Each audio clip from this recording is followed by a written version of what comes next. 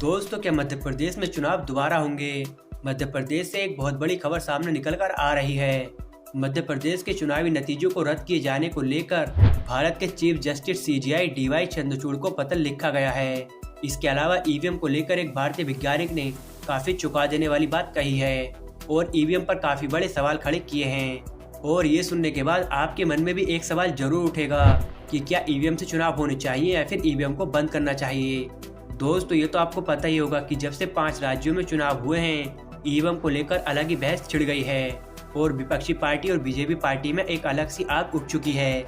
जहां एक तरफ विपक्षी पार्टी ईवीएम को लेकर बीजेपी के ऊपर निशाना साध रही है, वहीं बीजेपी के नेता भी इस पर जवाब दे रहे हैं। जहां विपक्षी पार्टी ईवीएम को लेकर छेड़छाड़ और गड़बड़ी की बात कर रही है, वहीं बीजेपी सरकार के नेताओं का कहना है कि जब ये जीतते हैं तो ईवीएम में कोई खराबी नहीं होती है और ये जहां पर हार जाते हैं तो ईवीएम के लिए रोने लगते हैं।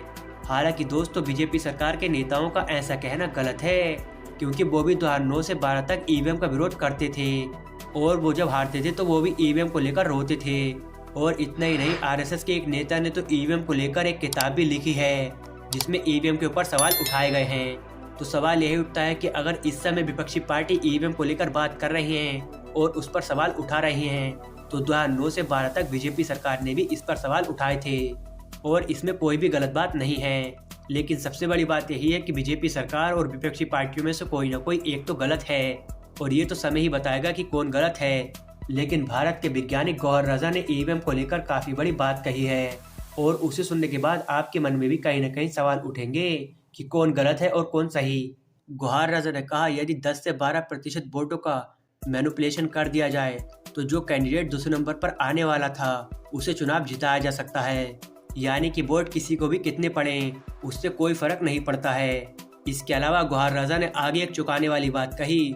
उन्होंने कहा कि जब हम यहाँ पर बैठकर चांद पर कुछ चीजों को कंट्रोल कर सकते हैं तो ये कैसे कहा जा सकता है कि ईवीएम के साथ कुछ नहीं किया जा सकता, जबकि वो भी टेक्नोलॉजी का हिस्सा है। दोस्तों, यहाँ पर समझने वाली बात यह है कि गौहर रजा का साफ कहना है कि ईवीएम की मशीन टेक्नोलॉजी का हिस्सा है तो उसे भी कंट्रोल किया जा सकता है। वहीं उन्होंने आगे कहा कि ईवीएम पर आम जनता को भरोसा नहीं है, लेकिन जनता इसमें क्या कर सकती है। ये लड़ाई विपक्षी पार्टियों को ही लड़नी पड़ेगी और इस पर चुनाव आयोग को सोच विचार करना चाहिए। वहीं मध्य प्रदेश के चुनाव के नतीजों को लेकर सीजेआई डीवाई चंद्रचूड़ को पत्र लिखा गया है।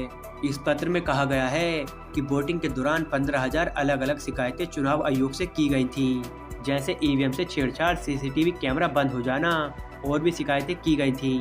और ये 15,000 शिकायतें चुनाव आयोग के पोर्टल पर अभी भी हैं। लेकिन इन शिकायतों पर बिना फैसला लिए ही चुनाव आयोग ने विजेता को घोषित कर दिया।